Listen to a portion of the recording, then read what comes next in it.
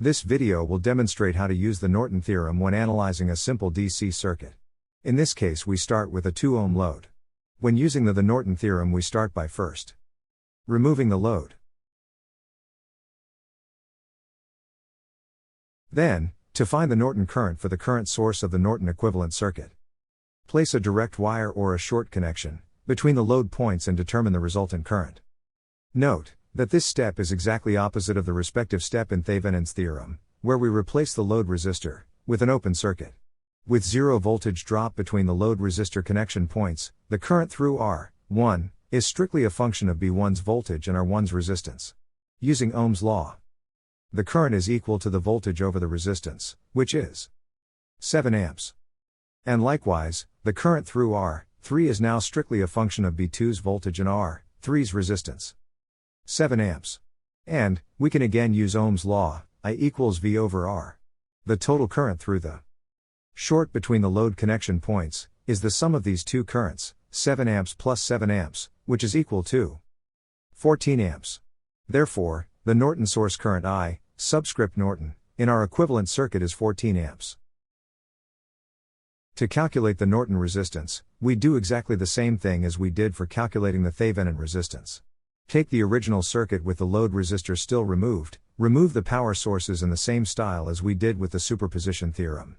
The voltage sources are replaced with shorts.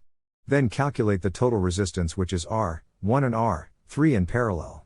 The Norton resistance in this case is 0.8 ohms. Now that we have the Norton equivalent, we can return the 2 ohm load and calculate the current and voltages for the circuit. This table will be used in order to make sure we cover all the circuit variables. We already know the total current is the same as that generated by the Norton current, 14 amps, the Norton resistance is 8 ohms and the load resistance is 2 ohms. The total circuit resistance is the Norton resistance and load resistance in parallel, 571.43 milliohms. Now that we know the total circuit resistance, using Ohm's law we can calculate the voltage drop for the circuit, which is 8 volts.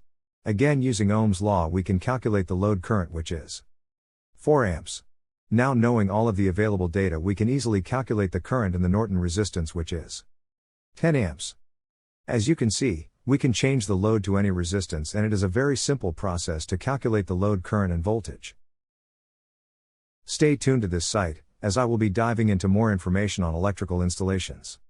In the meantime, take advantage of the availability of my 50-page electrical power crib sheets, if you haven't already downloading them. Simply fill out the information requested when you go to this website.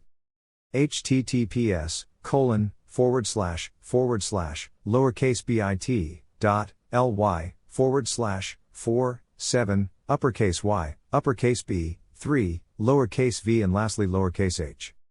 As I said, stay tuned for future releases on this site that will provide you with more on my courses.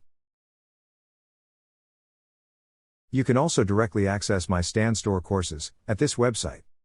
https://stan.store/g_v B